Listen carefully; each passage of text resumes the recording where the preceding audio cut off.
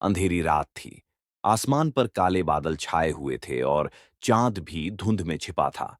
दूर कहीं उल्लू की आवाज गूंज रही थी और जंगली कुत्तों के रोने की आवाज माहौल को और भयावह बना रही थी। गांव के बाहर घने जंगलों के बीच एक पुरानी हवेली खड़ी थी। लोग कहते थे कि वह हवेली श्रापित थी। कई दशकों से वहां कोई नहीं गया था, क्योंकि जो भी अंदर गया वह कभी वापस नहीं लौटा। गांव वालों का मानना था कि हवेली में बुरी आत्माएं रहती है, जो किसी भी अजनबी को जिंदा नहीं छोड़ती। उस रात चार दोस्त, राहुल, समीर, नेहा और कविता, इस हवेली के रहस्य को सुलझाने निकले थे।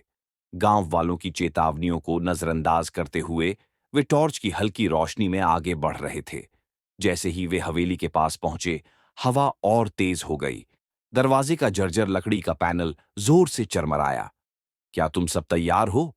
राहुल ने फुसफुसाकर पूछा। समीर हंसते हुए बोला, अरे, ये सब अंधविश्वास है, कुछ नहीं होगा, चलो अंदर चलते हैं। उन्होंने दरवाजा धकेला और वह धीमे धीमे खुल गया। अंदर गहरी अंधकार था। टॉर्च की रोशनी में फर्श पर धूल जमी थी और दीवारों पर मकड़ियों के जाले लटके थे। हवेली के अंदर घुसते ही एक अजीब सी ठंडक महसूस हुई। नेहा ने धीरे से कहा, मुझे कुछ अच्छा महसूस नहीं हो रहा, हमें वापस चलना चाहिए। लेकिन कविता ने उसकी बात अनसुनी कर दी और सीढ़ियों की ओर बढ़ गई। तभी अचानक हवेली के कोने से किसी के पैरों की आहट सुनाई दी। क कौन है वहां? राहुल ने कांपती आवाज में पूछा। कोई जवाब नहीं आया, लेकिन दीवार पर लटकी एक पुरानी पेंटिंग अचानक जमीन पर गिर पड़ी। धूल के बादल उठे और उसके पीछे एक परछाई दिखाई दी। टॉर्च की रोशनी वहां पड़ते ही परछाई गायब हो गई। समीर ने डर को छुपाने की कोशिश करते हुए कहा, चलो ऊपर चलते हैं, हो सकता है वहां कुछ सुराग मिले। वे सभी सीढ़ियों की तरफ बढ़े। सीढ़ियां चरमरा रही थीं, जैसे किसी के पैरों की हल्की आहट उनके साथ साथ चल रही हो। जैसे ही वे ऊपर पहुंचे, उन्हें एक पुराना कमरा दिखा। दरवाजा थोड़ा सा खुला था। जब उन्होंने दरवाजा खोला, तो सामने एक पुरानी लकड़ी की कुर्सी पर एक धुंधली आकृति बैठी थी। उसका सिर झुका हुआ था और लहराते हुए सफेद कपड़ों में उसका शरीर हिल रहा था। नेहा ने डर से समीर का हाथ पकड़ लिया। ये ये कौन है? तभी आकृति ने धीरे धीरे सिर उठाया।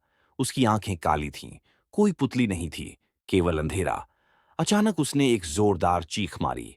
पूरी हवेली उसकी आवाज से गूंज उठी। सब चीखते हुए भागने लगे। नेहा का पैर फिसल गया और वह गिर पड़ी। राहुल ने उसे उठाने की कोशिश की, लेकिन तभी आकृति हवा में उठी और जमीन से कुछ इंच ऊपर तैरने लगी। उसके कपड़े लहराने लगे और हवेली की दीवारों पर खून के धब्बे उभरने लगे।